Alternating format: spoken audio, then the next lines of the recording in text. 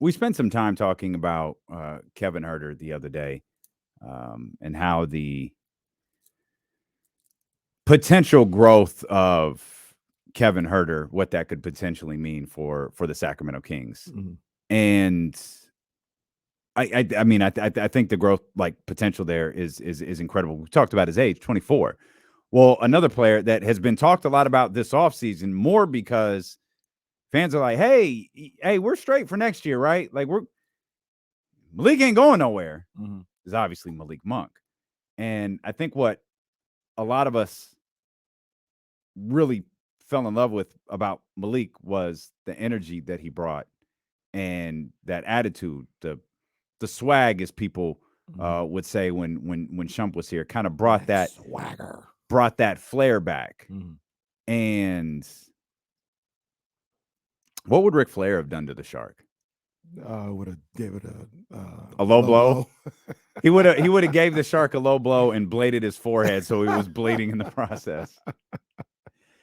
But what people loved about Malik was just kind of that energy, kind of the intangible stuff. Mhm. Forgetting, in between those moments where he's dropping like 30 or going through these bursts of scoring, he's a consistent scorer, Mhm. 13 points per game, shooting, I think 45% from the field, roughly 45%.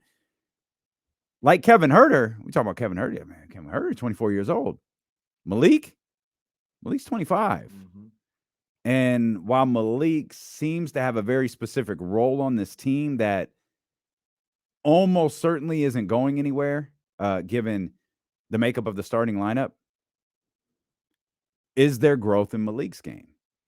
Could Malik's game evolve next year and help that win total for the Sacramento Kings creep up a little bit? Oh, well, this was this was a tough one for me Hmm.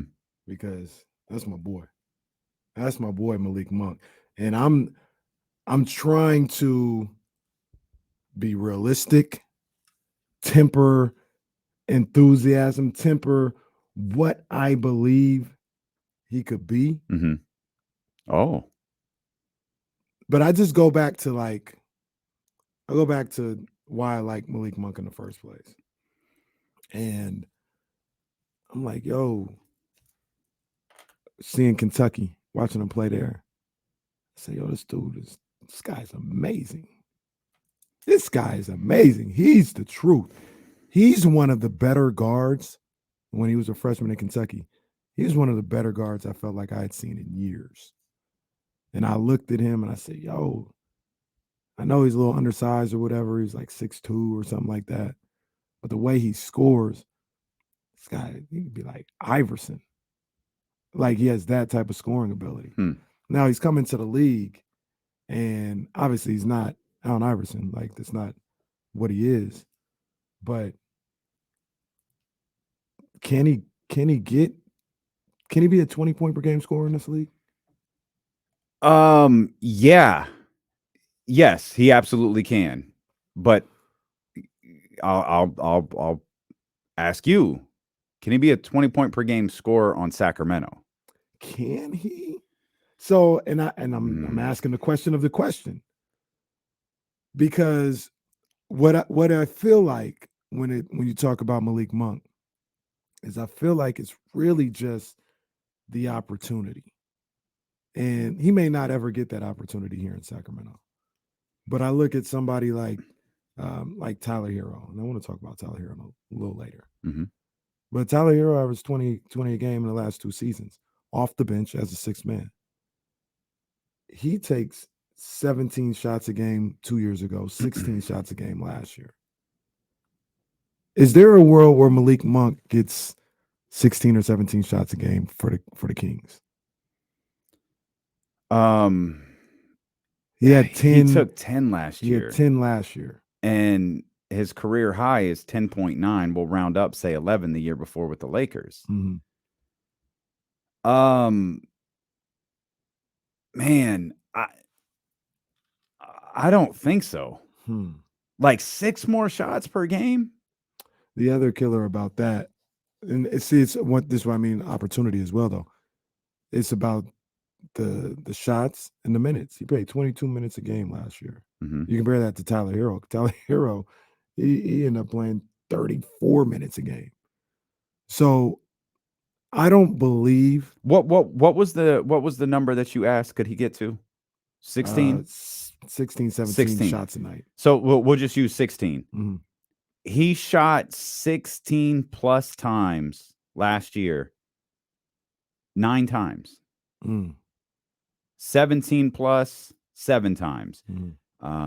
Now, if you drop it to 15, it gets up to 13 times. But that 16 seems like a really, really high number for Malik, given especially what you just said, the minutes per game. Yeah. So what I think he could be, I think he could be Tyler Hero, right? What I think he could do for this Kings team is probably more of the same of what he did this past year. Maybe he plays like 25 minutes a night, gets 1 or 2 more shots a night, and he gets to 15 points a game. He had 13.5 last year. Mm-hmm. But I just don't know if he's going to get the opportunity to do more than that. And you know what stands out to me, like immediately, he played with De'Aaron a lot, but Sasha's here now, and I think part of a big, gigantic part of the acquisition of Sasha was what he does on the offensive end. And so imagining Malik going from 10 to 16 with another potential, well, not, I don't think potential, another, what we believe is a scorer in that second unit, that seems a little far-fetched. So this is a small sample, right? It's a small sample, and there's a lot of things that dictated things happening this way. Other people's poor play, desperation, or whatever. But in the 7-game series against the Warriors, he played 29 minutes a night. He had 13 shots a night. He averaged 19. Do you think he can do that in the regular season? 29 minutes a night. No. That was just circumstance. Yeah. I mean, like, think Harrison, Keegan, both had several games where they played very limited minutes. I don't think that happens again. Davion, same thing. I don't think that happens. Let me rephrase that. It might happen in the playoffs. That's not going to happen in the regular season. Like, there aren't going to be stretches where Keegan Murray's playing 15 minutes per game this year, or over a stretch of games.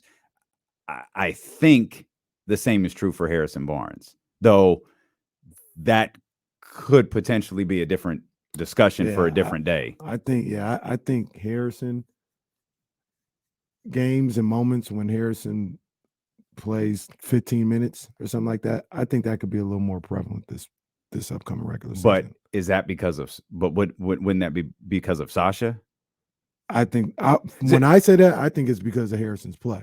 No. I got you. But if we're looking for extra time for Malik, wouldn't that, in that scenario? Maybe not. They may go 3 guard, go small, like they did in the playoffs. That's why Malik got a lot of his minutes. Kevin Huerter not shooting the ball well is another reason why Malik got maybe that many minutes in the playoffs.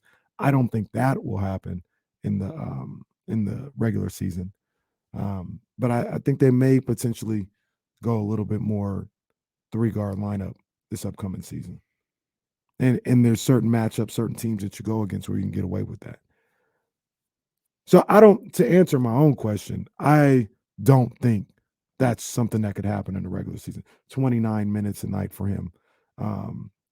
13 field goal attempts is interesting. And that's kind of what you're talking about. That's a little more to me, like you're up from 10 to 13. That seems a lot more realistic than up 16 from 10. Like, you go up 3 versus going up 6. That seems a little bit more realistic. But the way Malik played in that series, stretching out over 82-ish games, I think we're about to see the best season of his career. and he played really well. I last agree. year. I agree, because there's a pot of gold at the end of this season. Absolutely. And that's the scary part is the Kings will be able to sign him, and they'll be Mhm. able to sign him to, as James outlined, Good, I think good money. Yeah, He'll make really good money. but if that season that you're talking about is coming, like, he'll have to reconcile, what almost the Kyle Kuzma thing. Mhm.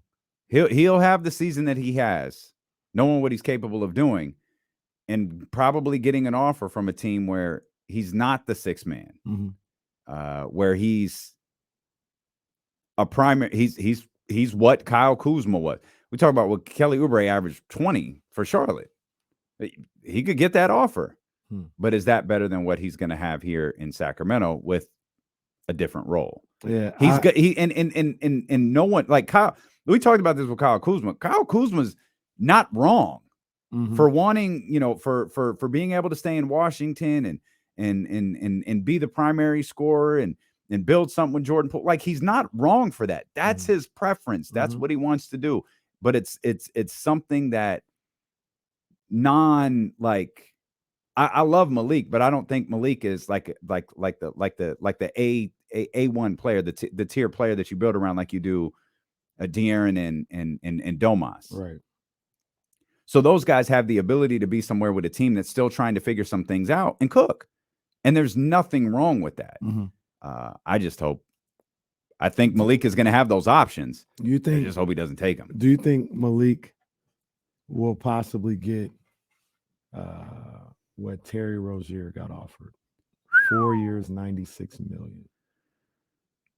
Like, if he balls out the way we think he did, like, if he plays, I mean, this is extreme, but if he plays like he did in the playoffs all year, 4 years, $96 million. Oh, easily. On a because if he's doing that, this is a 50+ win team. And he gets that from Detroit. Or De'Aaron's hurt. Like, those are the only two. And be it for me, I would never tell anybody to turn down money. But say Detroit's the one off. And that adds up, because no one knows what the hell Detroit's doing. Right. They're paying everybody. Yeah. If Detroit was like, yo, 4 years, 96, come here. And Sacramento's like 4 years, 50. I think it could be higher. Yeah, as high as they can go. I don't think they can go to 96, I think it's closer to 4. I mean, it's less than, but maybe 470 something. Like, I felt like James said 17 or 18 million, something like that. Yeah, he did say something like that. And if it's like that, if that was on the table, like 4 years, 90 from Detroit and 4 years, 70 from Sacramento, Malik, I think he stays. Yeah, you got to stay here. I think he stays, man. Because again, in that scenario that you just presented, that means this is a 50+ win team. This is a team that's there. You don't want to go to Detroit. Like, you've and leave your guy. I think that matter. I don't think he would leave $50 million on the table just to stay with De'Aaron. Like, I don't think he'd do that. But if it was 20 million and he's still getting, if it's the difference between 90 and 70, I think the De'Aaron relationship factors into that. And he'd be like, no, let's pull up the Michigan state tax and see what that looks like versus California. Let's hide that from Malik Monk, because he's out the door if we start bringing up the state tax. Well, it's so funny. The state tax, when we looked at that free agent destination list yesterday, state tax didn't affect a single team in California except for one. They put Sacramento all the way down at 25, while LA and San Francisco, which, in addition to the state tax, more expensive places, significantly more expensive places. Oh, hell, Sacramento. No. For the record, I don't think I'm not saying he's not deserving, because I think he's just as good, if not better, than a player like Terry Rozier. But I don't think he's getting that. But it just takes one, though. Like, true. I mean, I don't think anyone thought Terry Rozier was that. I hate that this is such unfair phrasing, but I don't think people thought Terry Rozier was worth that after his. The funny thing about that, Jesse, I think he got 96 mil because that's what the Celtics could offer him, and he was in the Kemba trade. Isn't that how that went down? Yeah, I think they signed and traded him from in the Kemba deal. Yeah. Yeah, they could, and it might have been one of those things where that's what to. they could offer him. Now, Charlotte had to be willing to be like, yeah, we'll pay him that, bring him over here, because it was the contract signed, like you said, sign and trade. Mm-hmm. So Charlotte had to be like, yeah, that's fair amount. So I think that had something to do with why he got that much money as well. But yeah, Malik should stay. I think Malik can be really good. I think he could be a 6 man of the year type guy. I think he could be Lou Williams, Jamal Crawford, all these other great 6 men that we've thought about in the past. I always love when someone comes into the studio and plays with the computer and turns the volume up so everyone knows that a programming update is needed on the computer that runs our video stream. It's very good. So everybody know, go update your computer now. Yeah, Malik is one of those. And to go back to the original question, because you asked a specific question about can he get to a certain marker. I'll go back to the original question. Is there anything more he can do on the court, like realistically, that makes the Sacramento Kings better than they were last year? Not necessarily 19 points a game. Yeah, well, I mean, he's a hell of a playmaker. He's a hell of a playmaker. I think that's an underrated part of his game. 4 assists per game last year. Yeah, around there. He's a hell of a playmaker. And can he do more than that? Not sure. But 5-6 assists a night, maybe. It seems a little ambitious, but he's got the ability. He's that type of playmaker. I just don't know if he's always going to have the ball in a playmaking scenario the way a point guard does. Like, he's more catch and shoot. He's the finisher. Like, Davion's setting him up to finish. De'Aaron's setting him up to finish. So by the time he gets the ball, it's time to put it up. We talk about the third point guard position specifically when we talk about some of these G League squads, but or excuse me, the players on the summer league and G League team. Really, Malik Monk is the third point guard, right? That plays. Like, yeah. I mean, in a pinch, you'd probably rather go to him than. I mean, they went to Matthew Dellavedova, but that was in games where you knew you would need the bodies. In a game situation where you're trying to make adjustments, I feel like Malik is more likely to be a de facto point guard if Davion is struggling or Davion, winds up leaving the game or something like that. I feel like he's the one who can, I should say, take those responsibilities. I could see that, but I could also see them going to the third point guard because you want to keep Malik in his role. That's why a lot of times on a different scale, we didn't see him start. Yeah. When somebody would be hurt or down. Like, nah, let Malik keep doing what he's doing. Terrence go 4 days without playing, 4 games without playing. It's like, hey, buddy, you're starting tonight. Kevin Huerter down. Oh, you starting. Yep. You know what I mean? De'Aaron Fox down, you starting. And that's a testament to Malik, though. Yeah. To that role that he has and how much this team values it. Yeah. So, in theory, yes, he could be the third point guard. But I think Mike has shown he wants to keep him in that attack scoring role pretty much at all times, not have to worry about setting up the offense or having to facilitate. He wants his facilitating to be natural with, his aggression as an attacker. It's pretty crazy when you look at his numbers from last year. He played in 77 games, started 0.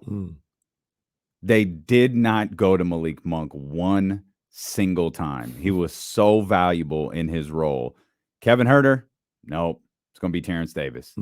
De'Aaron Fox having a baby, no. It's going to be somebody else. Yeah. It's just it was never Malik. They kept him locked in that spot, and he rewarded them every time they did that. Yeah, absolutely. That's the season that he had. That's his bag. That's what he does, man. Yaz on the chat, he says, I love Malik, but those extra 6 shots should be going to Keegan. His development is far more important if they ever want to contend. Malik at 10 shots a game off the bench is what this team needs. I don't disagree. But if Malik want to shoot 20 on a night, He can shoot 20. He's that type of scorer. Well, that's on a night, but not Yeah. on an average. No, right? I'd still want to see him to get up to 12. Yeah, Yeah, 12 shot attempts a night. The- I think, and this sounds crazy, this sounds unfair. I think minutes and shot attempts should be split between Keegan and Malik from like Terrence shot attempts when he played and Harrison's. What about Sasha? Mm. You ain't there with Sasha. I guess I think he's a good ball player. I got to see it. Right now, I gotta. He's a catch and shoot guy. So I don't know how many of those you're gonna get, or like you may get 4 or 5 catch and shoots a night. I wonder if Sasha's the first guy off the bench. Like, I wonder if they're going to try to, I wonder if they're going to try to get Sasha on the floor regularly with De'Aaron and Domas. Yeah, quite possibly. I mean, I feel like they think really high of Sasha, like really high of Sasha. Yeah, I think real high of him too, man. I think he's a good ball player. I think his role is going to be different here in Sacramento. Well, that's what it's going to be catch and shoot. Like, the reason why I say like his shot attempts, like he's not, I don't know how much of an opportunity he's going to have to create or get it on his own. It's going to be almost Joe Ingles catch and shoot type stuff. Joe Ingles created a little bit in Utah too, though. So, there's room for that.